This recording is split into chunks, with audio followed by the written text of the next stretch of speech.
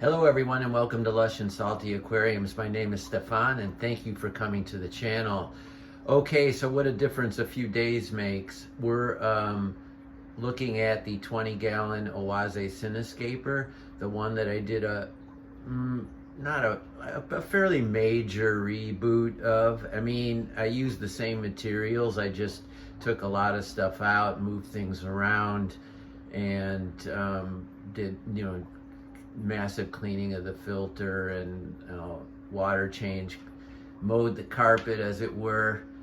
And the goal, because I love the way the tank looked before, but the goal was to be able to see my fish, in particular the green neon tetras, which were so hard to find. I couldn't even find them when I was making a video for you all looking for them. I couldn't find them, and there's 24, and now you can see them. Look at those jewels swimming amidst about 15 gold tetras and 24 green neons. Those two schools of fish are everything I dreamed they would be. The gold tetras look like bronze, brass teardrops. They're so gorgeous, metallic, right? And such a underrated fish, so peaceful, so beautiful.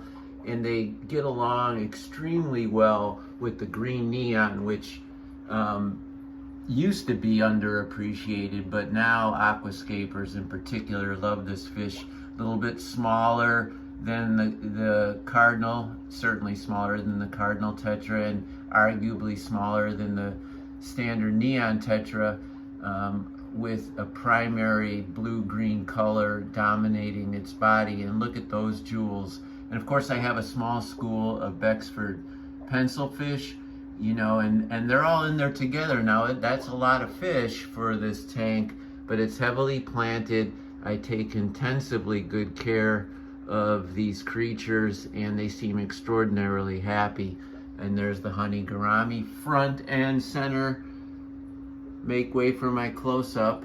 Of course, like any good actress, it has a little gauze on it, so not completely in focus, to give her a sense of beauty and elegance.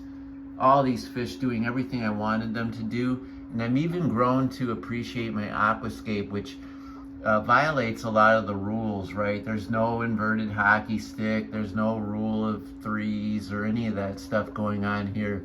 There's basically a Jurassic mountain of dragonstone, which I've surrounded by Nubius, primarily a Nubius petite, but some larger varieties, and then some Bucephalandra up front flanking this rock formation, and just separating it from the carpet of dwarf sage and dwarf hairgrass, which also has a bit of moss in it. Basically, it looks like a golf course at this point. It's that if you touch it, it's springy, and it feels like it's almost quasi-artificial, but that's pretty awesome. It took a year to get this way. I don't mind that the dwarf hairgrass is not the primary plant in this carpet. I just want a solid green carpet, and I got one, right? And I'm not even obsessed with pulling the moss out just yet, because why, right? It's not killing the other plants. And I do crop it, if you will, pull pieces out with tweezers. So to the right, I've got different kinds of cryptocorn, and to the left, you'll find the same thing. And in the back, pogostem and octopus. And then there's the Dr. Seuss plant, as I call it, because of those fun, almost cartoony tufts. It's actually Lemmonphalia sessiflora. And then, just because I'm documenting everything, and I'm not sure this will ever make it, but there's also, where are you? Gosh darn it. There's also some Rotala atra in there, and all those plants. I'm going to try to find that for you, if you beg my pardon. It's in there. There's a few stems of it, and there's just the tips you can see. God, that was not how I intended that depiction to go, and so I beg your pardon. I've got floating plants, and a fellow YouTuber had said, you can just crop the long flowy stems without any harm to the plant. And at first I was like, yeah, but the long flowy stems are what's cool about it. But then I appreciated more what he was getting at, and that is it frees up the middle ground, right? And these long flowy roots are gonna grow right back, and it doesn't hurt the plant whatsoever. So I reneged on my original balking at that suggestion, and I've actually gone ahead and done it. There's a piece of bucephalandra that I'll have to re-anchor into the scape. I've done so much work on it, and these hyphen coreodoras will get into this, well, they get into everything, but I'm sure that's how come that piece of bucephalandra or bush or bucy, or I'm sure that's why it's floating up there like that. No big deal. Aquatic plants can float for quite some time, or they can even be out of water for quite some time if they're in a bag and there's some humidity, for what it's worth.